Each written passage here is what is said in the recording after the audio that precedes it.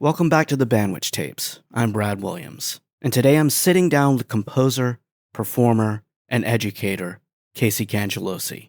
Casey and I talk about life at James Madison University, how he programs percussion ensemble, why he leans towards smaller group repertoire, and the constant puzzle of getting every student meaningful time on stage. We also get into something I found really interesting, how students can play at a high level now, but sometimes don't actually know the repertoire, and the listening and score study work Casey's using to fix that. We also spend time on podcasting. Casey reflects on more than 300 episodes of the Percussion podcast, what it taught him, what it gave him as a teacher, and why the workload can eventually crowd out the creative headspace. And we wrap on what he's doing now, including his music showing up in some surprising places, dance, visual art, and even a circus production in Italy. Here's my conversation with Casey Cangelosi.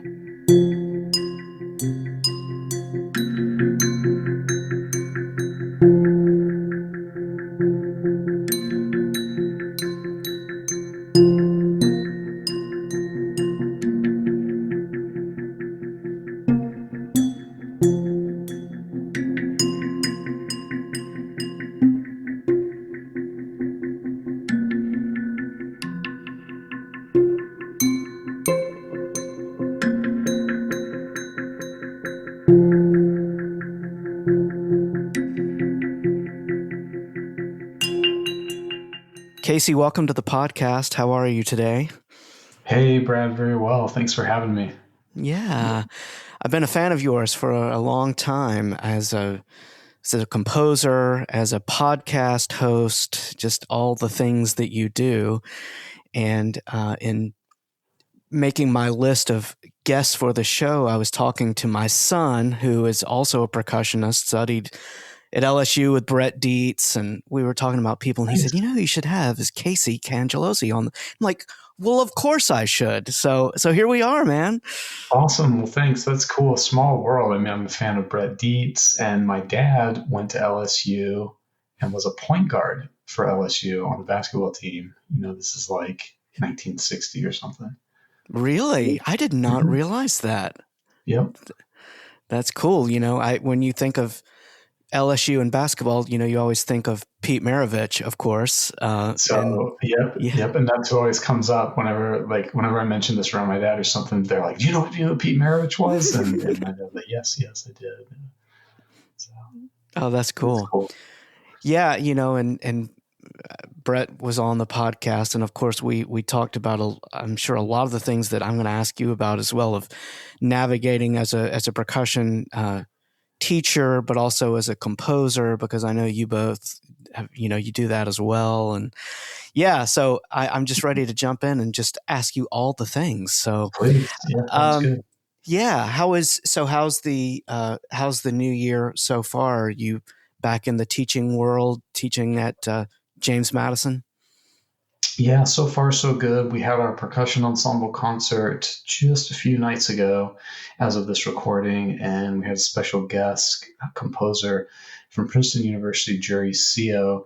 She's got a really nice collection of percussion ensemble pieces, like small quartets, like pieces that fit in one bag, nice small pieces. And I've been playing a few of her things over the years and decided to pull out a few more. And my kiddos ended up playing 5 of her pieces. So it was like really, in addition to some other stuff, it was probably our longest concert we've ever had. And yeah, just super happy with them and what they can do. It's just nice to see everyone catching the bug, So yeah, that was great. She was great. It was fun. That's awesome. What do you typically like to program for your students? Is it more kind of giving them the entire spectrum of classic works to contemporary music, playing across the instruments? What do you typically like to program for those? Yeah, sure. So, I mean, there's of course, there's pieces I like, pieces I don't like. I try to kind of keep my taste only in there, I don't know, some percentage of my taste, but if there's something they're excited about, I'm happy to do that. I think the hardest thing is getting everyone playing. You can do those pieces that put 20 people on stage, but I don't know if that is our professional repertoire. I just don't know of a professional percussion ensemble that's 20 people big. Kind of if you look at the chronology of that group, it's Black Earth Percussion, Nexus Percussion, and nowadays it's Third Coast Percussion, So Percussion, and Amadinda, and it's like quartets and it's small groups. Talajan, I believe they're a trio. So it's I feel like that repertoire is our best repertoire, and it is kind of cool because on our rehearsal days we have the big space and the smaller space, and we can be rehearsing multiple pieces at once. But the downside, of course, is in a studio of 20 people, everyone plays like two things, sometimes three. So it's like, that's the only thing I kind of regret about doing it that way is I wish we played a little, like got them in front of people on stage more, because that I think is kind of the most valuable thing for it. Yeah. For percussionists. Yeah. Do you have are all of your students in that ensemble performance majors, or do you have some music ed majors? What does that look like? Yep, it's mostly music ed at James Madison. And I got a decent mix of performance, and also there's a jazz studies major and industry. So probably the most is music ed, and then I would say performance and industry are kind of tied as far as how many. And then jazz studies, I've just got two or so in the ensemble, and they kind of go in and out. Like sometimes I'll have one of those folks, sometimes I won't, and we all know the story. Sometimes your performance majors aren't necessarily the ones that are the strongest performers, and vice versa. And the performance person might be the one who's kind of more naturally gifted towards teaching. So it's just a big mix, and I try to lean towards, if someone is going to get an extra assignment, I hope it's a performance major. If there is some type of tech component, I'll try to have my industry majors be more involved with that, or even if it's just running the sound or hooking up the mic or something like that. Yeah. How long have you been at James Madison? Right. I think this is year 11. Yes, Wow. pretty sure. Yeah, Okay. that sounds right. Have you noticed the type of students, caliber of students has changed in your time there, the type of students that are coming to you now, or has it been relatively consistent? I would say, I think as far as the story goes, and what you hear people, how you hear people answer this question as far as like coming into a new job, I think it's been consistent. I would say the kids that were already there, as soon as they all graduated, it stayed the same. And really, I was gifted good kids. I was walking into a good program already. My predecessor's name was Bill Rice, and the school already had a really good percussion program and a good reputation and all that good stuff. So I think I was really, really lucky. Like I didn't have to do too much to get it like right where I wanted. Yeah. Yeah. I'm curious about that, of people directing those ensembles or leading those departments, and how through content being available, materials being available, if you're seeing a shift in how students are learning that coming to you, or how they're digesting that information in that application and audition process, or what some of that looks like. Mm-hmm. I feel like, there's that conversation about technology and just the ease of information now, and thus the ease of recordings and videos and all that stuff. And I feel like, oddly enough, the thing that's changed is I feel like even some of my really, really good players, they don't know repertoire. Like I'm always amazed, like how, and they must know stuff I don't know because I know they listen, but even just some of the classics, like classical repertoire, they don't know, and so I've really tried to make a big shift towards, let's just be literature focused. Let's try to, in percussion pedagogy course and percussion literature course, of course, let's really go kind of do what I had to do in music history class, which is like, yeah, let's learn 100 pieces by drop the needle.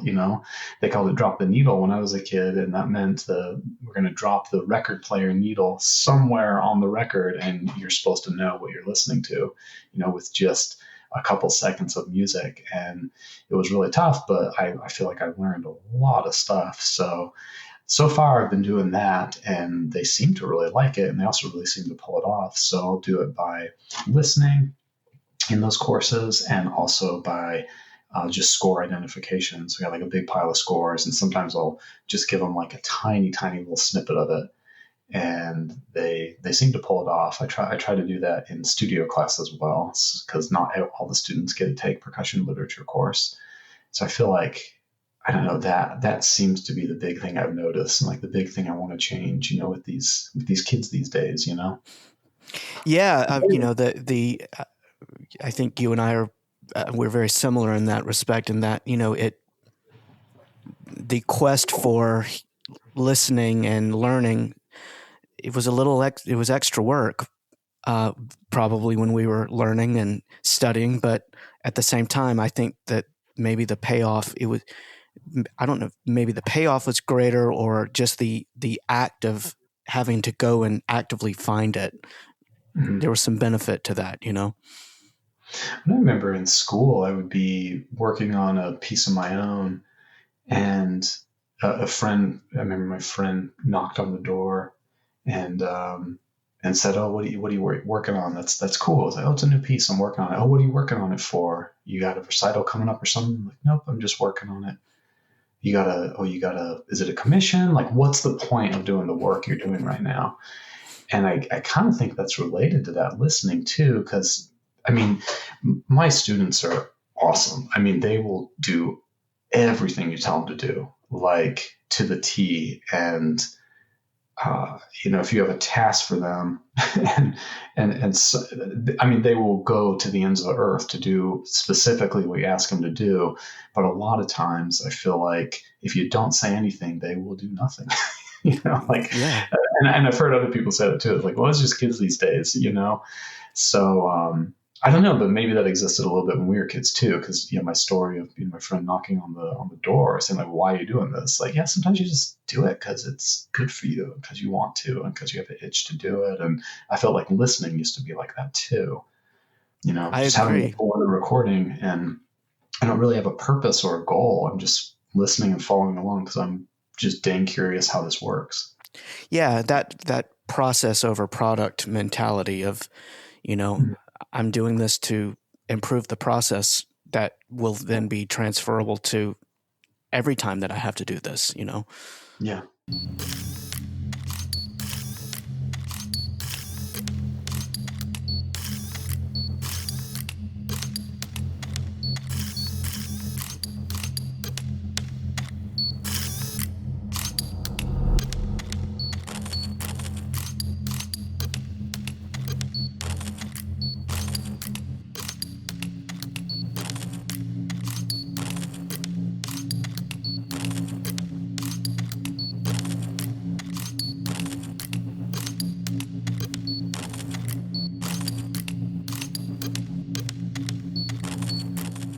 I'm going to shift gears a little bit and tell you that when I really started listening to podcasts, got into the world of being a listener, and then somewhere down the road deciding I was going to be a crazy person and start doing one myself.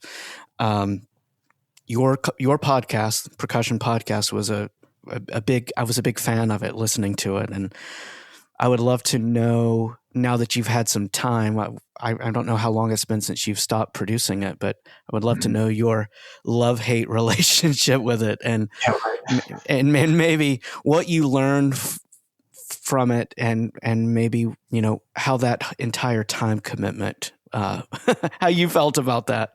Yeah, sure. I think it's worth doing for sure. Like, to anyone who's interested, even if you just do it for, a year or two. And that's a lot. That's a big deal, even that. But I think it's worth it because how much practice you get in talking and just feeling like eyes and ears are on you, and you're gonna do what we're doing right now with some preparation or sometimes none, and you just got to go off the cuff. And I feel like it really helps you be a better speaker. And if you're a better speaker in front of people, you're probably a better presenter in general, and it probably translates to performance. And of course, we all know, well, even if you're just going to be a performer, like, you're going to get up in front of people, and you're going to talk. And just kind of being comfortable in front of a room in any context, I think it did a lot for that. There are so many things. I was talking to the old podcast mates, all my co-hosts. That's Ksenia, Carly, Ben, and Caleb. That's the most recent iteration of regular co-hosts there. We have a little chat. We keep up with each other and everything. And it seems like, ever so often someone says, oh, I mentioned this in my lecture the other day. I mentioned this in a lesson. I mentioned this from this episode. And there's so many things that you draw back up from, that so-and-so said. It just helps so much, when you're trying to convey an idea to someone, and you can say, hey, Steve Schick says this, or Evelyn Glennie says that. It just puts so much more weight to what you're saying, and maybe they trust you enough. Maybe you don't need it, but it's really convenient to have that. So I got the idea to do it after being a guest composer on a podcast called Sound Notion TV, and all their episodes are still up. They're really, really great. They just interview composers, and they eventually stopped. And I kind of saw their format and said, yeah, I think I should do this for percussion. There really isn't anything like that out there as of yet. There was a rudimental podcast, I believe, and there are a couple drum set specific podcasts. But I thought, for classical percussion, there really isn't anything there yet. So the means were there, the interest was there, but I feel you. The love-hate, side is hard. It takes a lot of time and effort. And for me, I was really all about it and super excited about it and had all the energy in the world for it. And then it started to feel a little overwhelming. And my co-host said, well, let's start sharing the load. We will take over the hosting. Like, we will start have like a rotation schedule where one of us will book a guest and plan on hosting. And then the next week, the next person. If you do that between 5 people, it's so much less work. And at that point, I was still editing everything. And then I felt like, that was getting too much. So then we changed the editing job to one person it's like pretty easy. It's like, I'm doing like one thing a month now as opposed to one every week. So, but even that for me eventually wasn't enough. And I think what happened is I just kind of lost the headspace for it, and I don't know if you felt this yet, but I started to feel like a lot of the conversations and responses they got too repetitive for me. Even though you're talking to different people, it's like I felt like the good lessons I was getting felt further and further in between. And by then other podcasts were coming. I was like, hey, you know what? Other people are doing this work for me, so I can get those lessons without doing the work. So it's like, you know what? I think I'm just going to call it quits, but we'll probably have like a reunion episode, just for fun at I don't know, sometime soon. We talk about that now and again. Yeah. I know you did, I think, over 300 episodes, right? It's a lot. Yeah, I think 330 or so. Wow. Was it a weekly release? Yeah, generally, yes. I think we had a weekly. Yeah. We changed a little bit. Like, I feel like we took a break for a while, and then we changed weekly to like bi-weekly for a while. So we tried a few things to not wear out. And it's really thanks to those co-hosts that it lasted, probably another 100 episodes. They probably extended the life of it for a good while by volunteering to do all that extra work for me. Yeah. I find that I'm still, and I'm somewhere north of 100 episodes now. And I find that I keep trying to like work on my workflow, like really tweak my workflow on it in terms of what I typically do is I will record a batch of interviews. I'll like block 2 weeks and I will just schedule the heck out of it. And I will do like 2 a day. Like in the last 2 or 3 weeks, I've probably done 15 interviews. So Yeah, wow. I'll prep for a few weeks and then I will record all of those. And then I won't do interviews for 2 months. And then I Mhm. will use that time to edit. And so far, that's helping. Now, I will tell you the other big piece of this, that the only part of it that I am using outside help is my son is actually handling the social media part of it. That is the Cool. part that I don't want. I'm like, here, you're better at that landscape than me. I don't want to have anything to do with it. You handle it. And he's doing it, and I love that part of it. But, it is a huge time commitment. Yeah, it sounds so easy. You do the hour and a half of actual interview time, but I feel like so much of the work in it is extra hard because it feels like so much of the other work we have to do all the time. Like, so you're going to schedule time with a guest, you're going to correspond, you're going to have an actual discussion.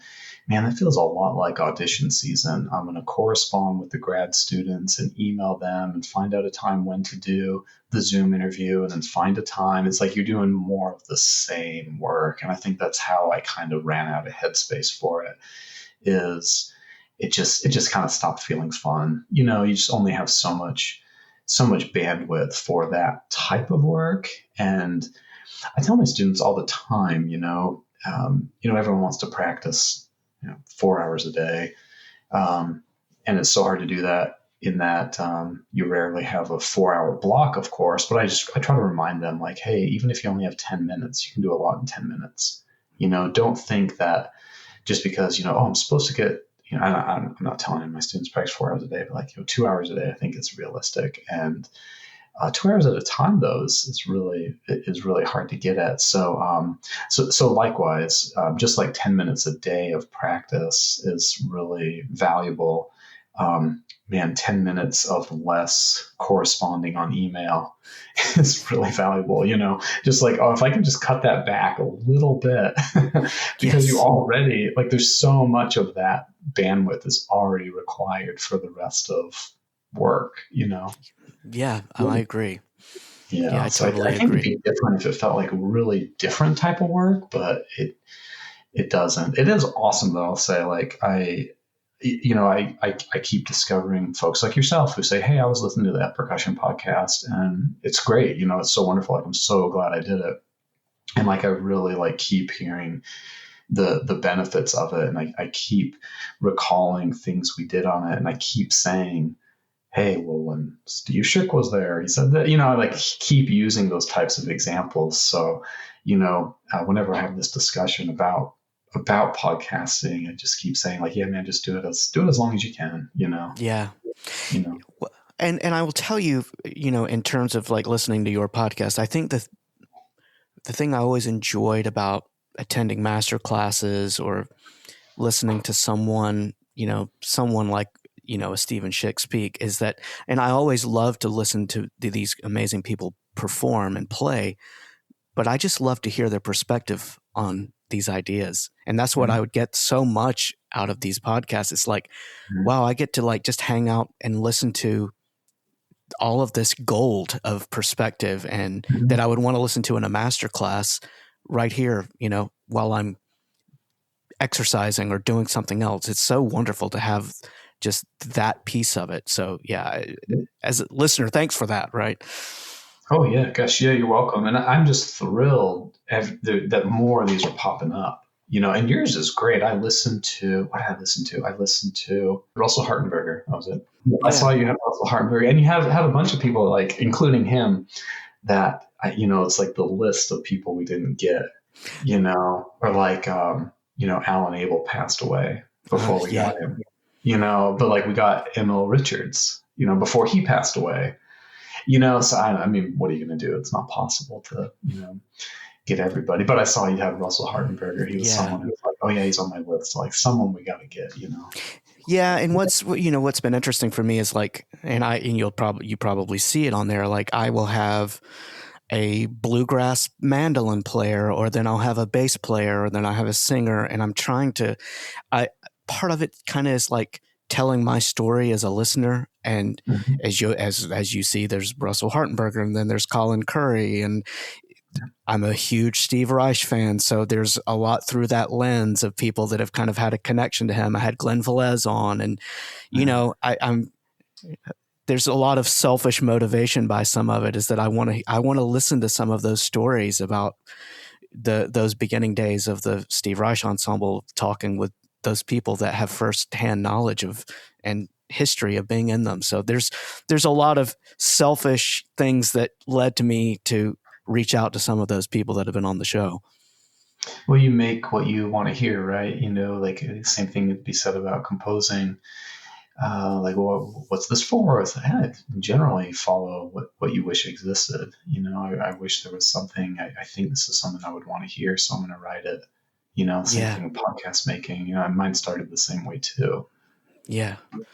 Yeah. And if anything, it's been a lot of fun to just meet new people like you and I sitting here talking, or to get to talk to people that have like had a profound influence on you as a composer or as a performer, or maybe as an educator, just to get to sit and ask these questions that you've always wanted to know. It's been it's so much fun and so much value of getting to do that. Mm-hmm. Yeah. Well, I hope you keep going a long time. Yeah. Thanks. Yeah. So as you talk about as a composer, I'd love to maybe kind of go back and learn a little bit more about your journey as a performer and then as a composer, and what kind of led you down the path that you're on, where it all started for you. Yeah, thanks. I got to credit my first ever teacher, my childhood teacher, was a guy named Dennis Griffin. And he was the percussion professor at Utah State University, where my dad was a math professor. And my dad recently retired. And I showed an interest, with the pots and pans in the kitchen, like most of us did. And my parents said, great, let's find him a drum teacher. And lucky for me, Dennis Griffin was taking, students from the community. And he had this whole little youth program going with a percussion ensemble and recitals. And he had his whole university gig. And then he had this little thing on the side. And I don't know how the heck he did it. I mean, I look at, requests for lessons from kids from the community or something. I just think like, I would, but geez, when the heck would, I don't know how he did it. I mean, he just stayed until 8 p.m. every night, I think. So, he was a composer, and he really, encouraged me to write something, try something out. And, we do our typical lessons, but we'd also pull out scores and we'd pull out recordings. And he helped me learn, Finale 95, software back in 1995. So we did those things together. And then I ended up going to that school for my undergraduate degree. And I think the school, in a way, it was really good to not be going to a big name school like, like I had a master's at Boston Conservatory. And I feel like at Utah State, you didn't really have to pick, yes, I'm a composer, yes, I'm a performer. You had to pick a major, but, at Boston Conservatory, if you're a performance major, it's like, hey, what are you doing other than practicing your orchestral excerpts? What are you doing other than studying your new contemporary literature that is for your audition tape? Or whereas I think at Utah State, it's like, hey, we're just happy you're excited about stuff, so keep doing all of it.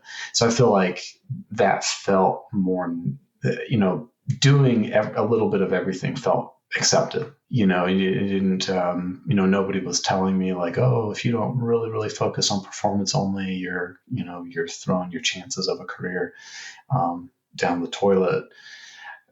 Whereas I did hear things like that at the, quote, better schools. Yeah. And those, quote, better schools, no doubt made me better, but there was more like focus. And by then I think I was decent enough at composing that they said like, oh wait, you are kind of good at this. So if I walked into the better school without those composition chops, I don't think they would have been as welcome. The interest in composition wouldn't have been as welcome because it wasn't really shined up yet. Well then, the Rachmaninoff, please.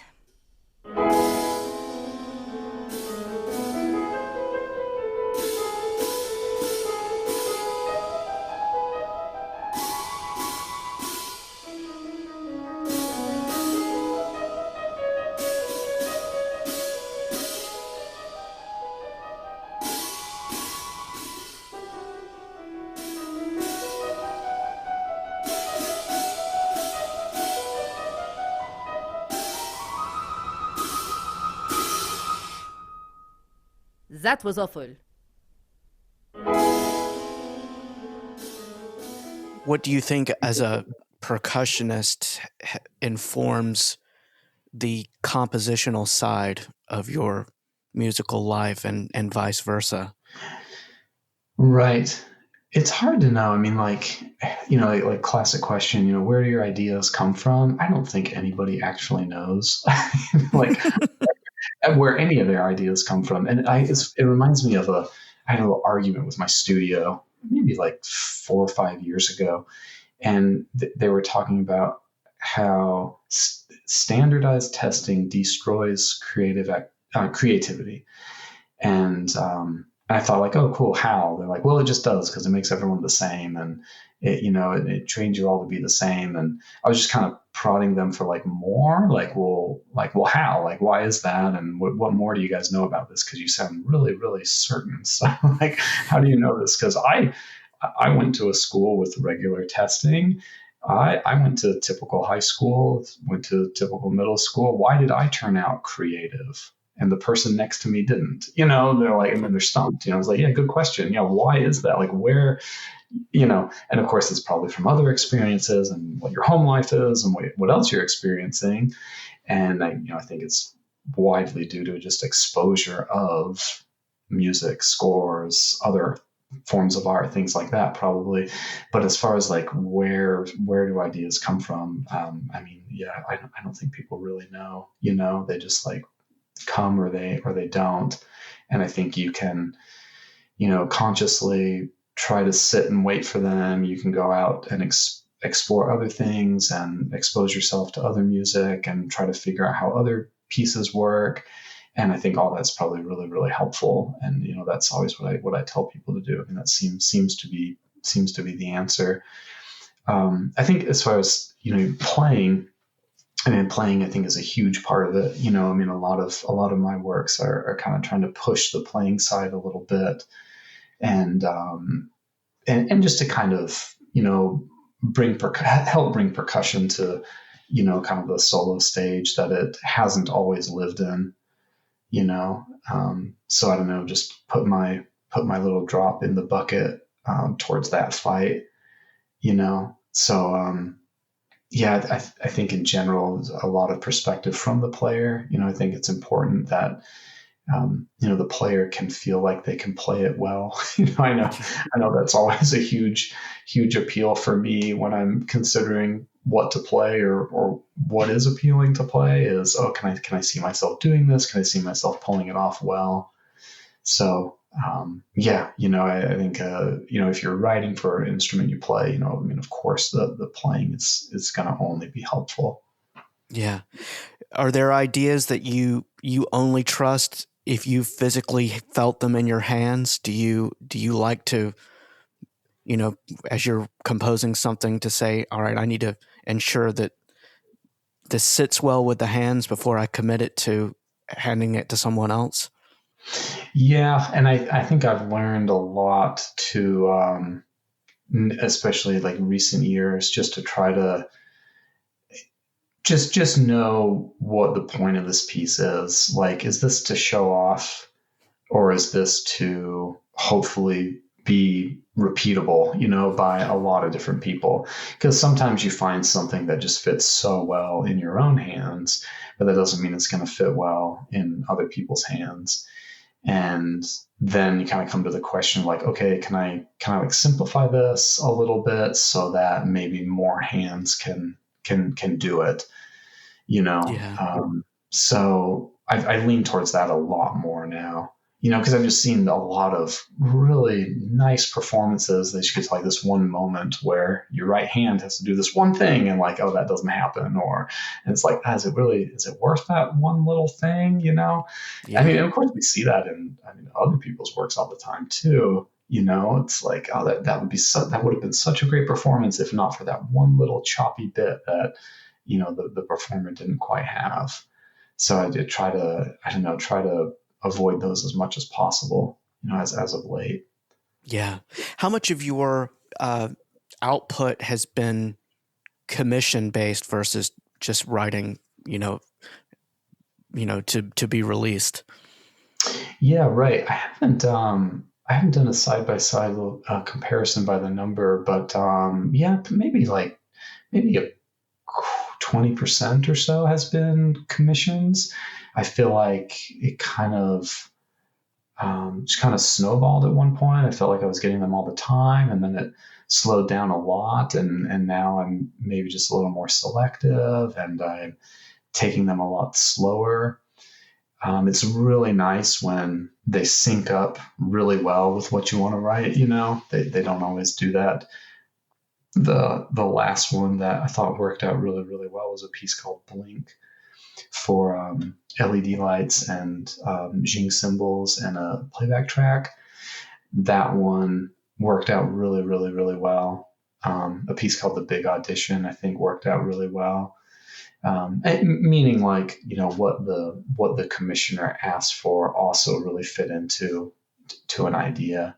And a lot of times I just, and especially with those two, I just had to say like, okay, I don't know what I'm going to do yet, but I'll make sure I wait to think of something really good rather than try to force it just to get it done. Yeah. I'd love to hear about that commissioning piece, whether it be by like an individual or a organization versus a commission by maybe a specific performer, and what that collaborative piece looks like and how you work with them, or if they leave you to do it, and how much of that maybe someone's playing personality factors into how you approach composing a piece. Yeah, sure. It's of course really helpful if you know them, and the first thing you're going to do is go look at as much stuff as you can about them and try to get more information. I think I'm on that side of this conversation where the more restrictions you have, kind of the easier the piece is to get done. Mm-hmm. Because a lot of times I say like, oh yeah, do whatever. In the case of that piece, The Big Audition, this was commissioned by Keith Oleo, and he was working for Zildjian Cymbals. I believe he still works for Zildjian Cymbals, and he teaches at Interlochen Arts Academy as his full-time gig. But he said he just wants pieces for solo cymbals of any kind, any way, and that I wasn't really sure how that could be, and I have no idea how you can make that a piece. And I guess being stuck with that restriction, made me dig around, in my, in your thoughts, and like kind of push your boundaries a little bit to try to figure out like, yeah, how can you make that happen? And likewise, this piece Blink, which was commissioned by Ita Su from Taiwan. He wanted had to be any percussion small chamber piece that used traditional Chinese instruments.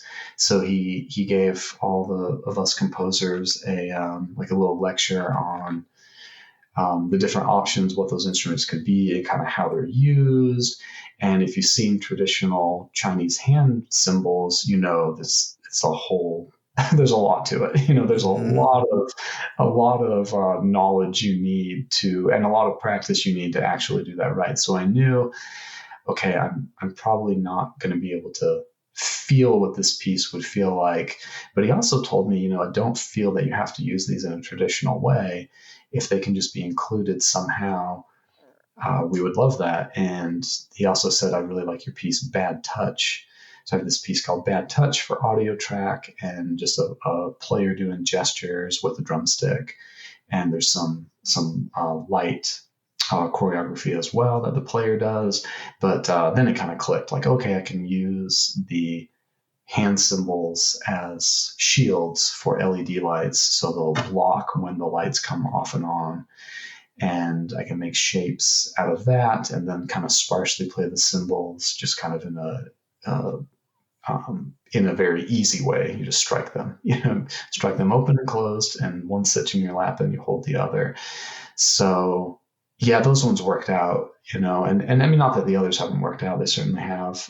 Those are just the two that come to mind, and yeah, it's just really nice when the request kind of slowly forms into something you're really excited about. Yeah.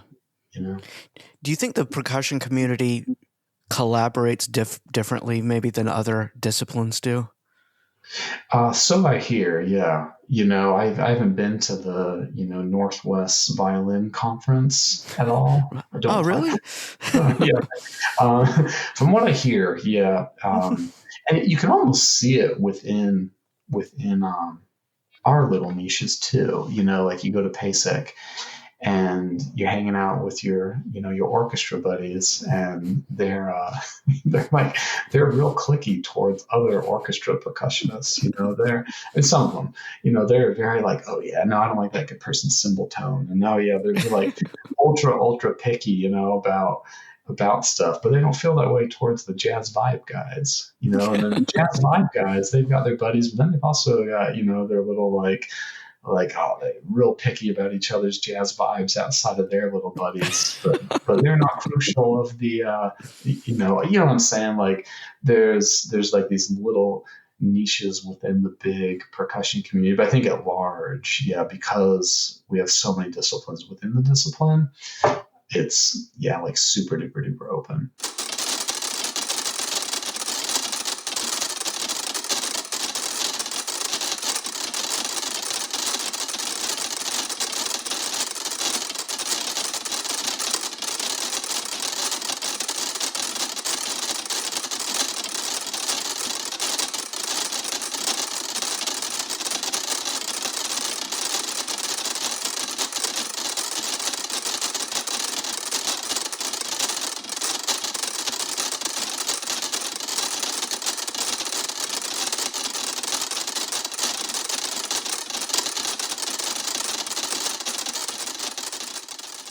When you were developing your style or your DNA as a composer, who were some of the composers, percussion specific or just in general, that were, you would say, influences or that you were gravitating to? Yeah, sure. I think I wish I had something like super interesting to be my own, but the Steve Reich, That's okay. The Nexus CDs. I think especially back to what we were saying earlier about repertoire.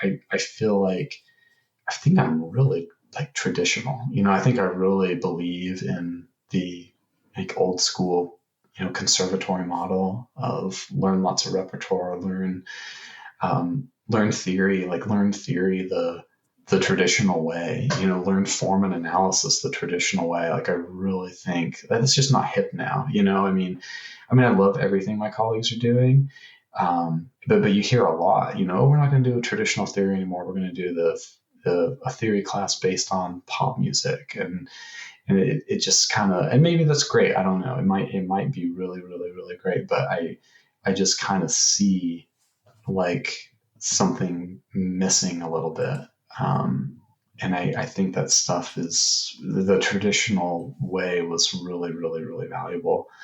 And I think I used it a whole lot, and knowing some repertoire was like really valuable. Why do you think that those classes are being approached from that angle now? Is it meeting students where they are, or is it just we're going to try to do something new and for this, or even just for the sake of it? Yeah, I don't know. It's a good question. I mean, I think I think it's just hip right now.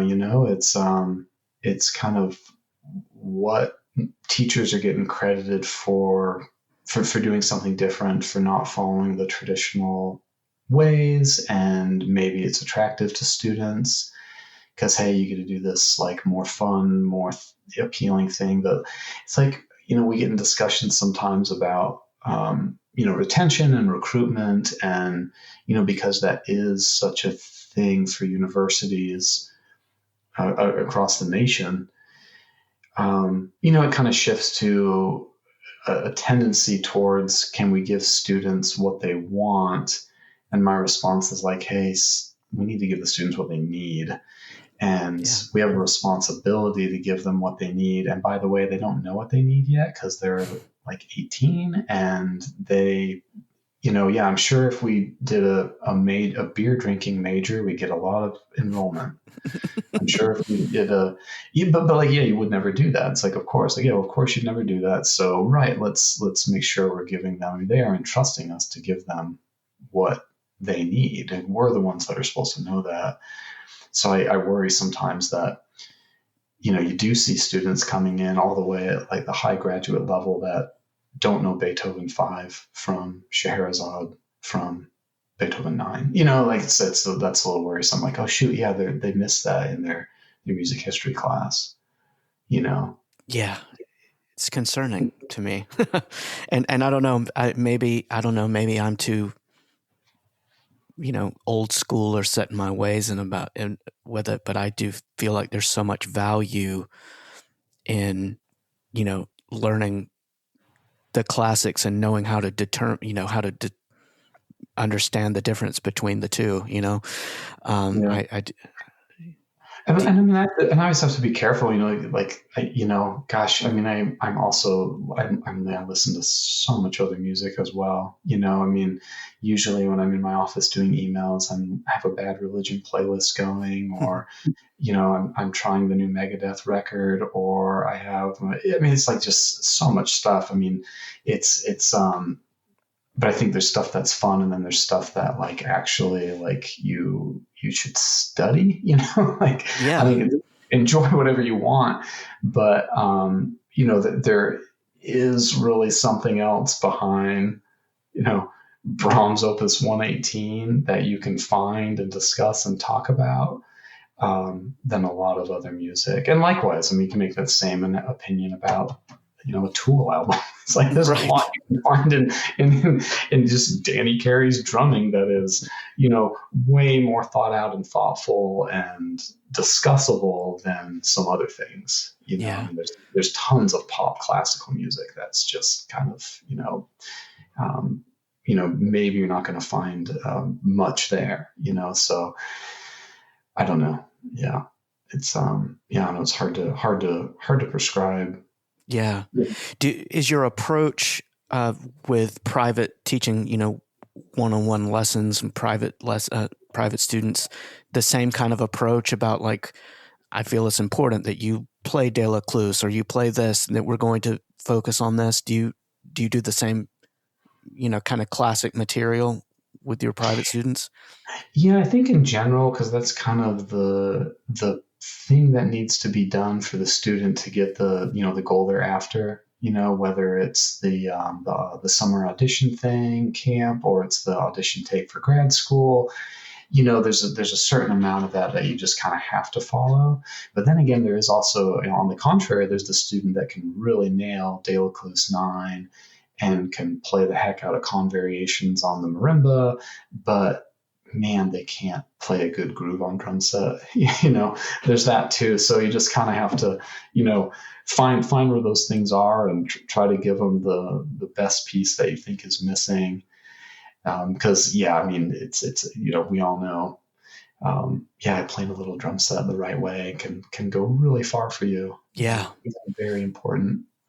Yeah, I've heard some of the best orchestral players out there and then sit down at a drum set, and it can be a little uncomfortable to listen to sometimes. Like it, Well, it's so tricky because like, look at, percussion has grown so much. I think when I was a kid, it was pretty practical to be decent at a bunch of different things, including drum set.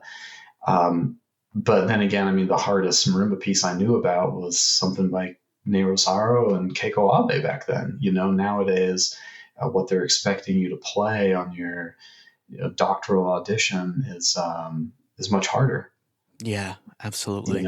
So at times got to come from somewhere, So I don't know. It's tough, and I think it's also kind of it's also cool. I mean, we should celebrate how much it's grown, and I think we can also celebrate that someday the expectation that we should be able to do everything is eventually going to be accepted by the rest of the music world. That no, it's perfectly fine to just have drum set be your thing, or just have or orchestral percussion be your thing. I think the world's slowly realizing that. No, I totally agree. I agree. Before we go, Casey, I'd love to hear just kind of what's on the horizon for you as a teacher, as a performer, as a composer. What are you working on these days, or what's down the path? Yeah, thanks. More of the same. I just really like this. It's just awesome to just write stuff and put it out there and see what people do with it, see if people like it. So I've got just some new pieces in the oven. I think the kind of newest thing that's happened is it seems like some groups are starting to take some of my things, like the theater in Mannheim. So I guess someone's playing Evil Ernie like on the dance stage with the group in one of the shows. And so, I just got a notification about that. And I think they're doing 12 shows or something for several months. And last year, a visual artist named Mungo Thompson asked me to do a rendering of Ligeti's symphonic poem for 100 metronomes for a work that he did. And that showed it was like one small piece of a much bigger show of his. But I had this, just digital rendering of that piece that I made for myself, just out of just my own interest. And I guess he saw it and said, "This is cool. Can you make it this longer length?" And so I kind of had to like remake it. And I learned a lot about programming it in my DAW and in my sampler, and like how to make it go just the perfect length and have it end like on the right frame of his movie, which was really fun and really cool. And I learned a lot, and that's neat. Like, that's not where my music usually goes. That's not where my effort usually goes. It doesn't go to a theater in Mannheim as a part of a dance company, and it doesn't go to this visual artist usually. And then more recently, a circus in Italy called Circo Panico. They're using Bad Touch in their show, and I guess they rewrote the sounds but are still using the visuals the same way.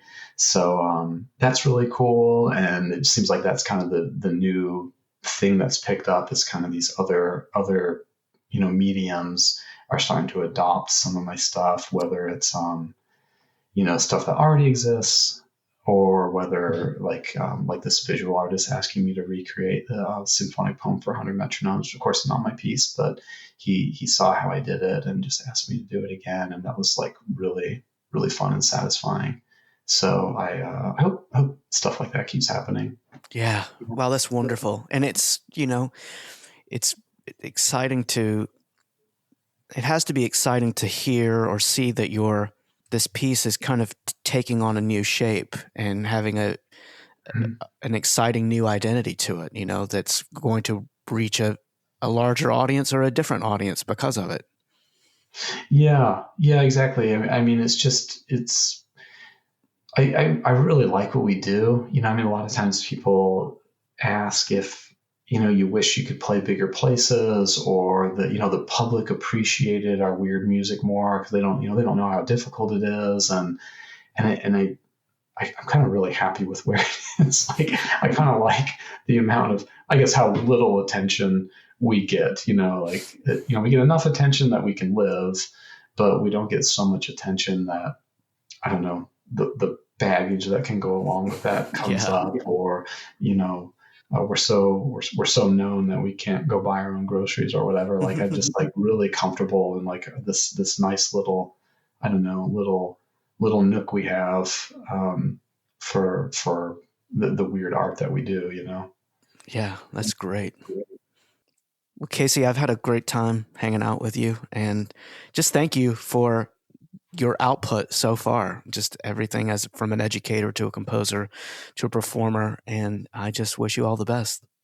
Yeah, thanks so much, Brad, and keep up the good work, you know, and if you're thinking, oh, I'm going to stop the podcast, you know, give me an email, say, hey, I'm thinking about it, and I'll try to cheer you on, because I think it's really great. I'm planning to keep listening, and I really loved the Russell Hartenberger episode, and yeah, keep up the great work. It's awesome chatting with you. Thanks, Casey. Best of luck to you. Cool. You too, Brad. If you enjoyed this conversation, please follow or subscribe to the Bandwich Tapes wherever you listen, and consider leaving a rating or review. Thanks for listening, and I'll see you next time.